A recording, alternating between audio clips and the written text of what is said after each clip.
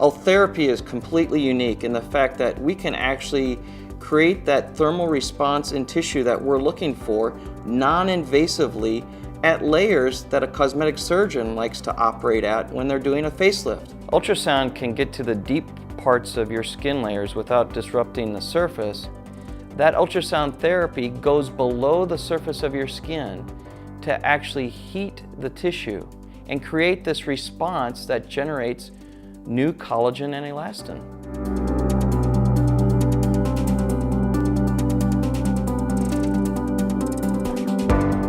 I am thrilled that I did the Ultherapy treatment. When I look in the mirror, I feel like I look younger and better.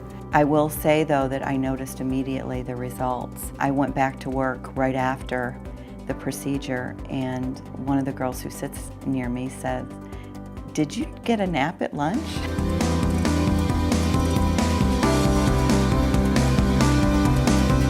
I am over 50 years old currently, and every year I have the same thought. I want to be 50 and fabulous. I want to be the best me that I can be at the age I am today. And I also want to do it with non-surgical intervention. So when Ultherapy hit the market, I did my research, and I thought, if this treatment works, this is exactly what I need.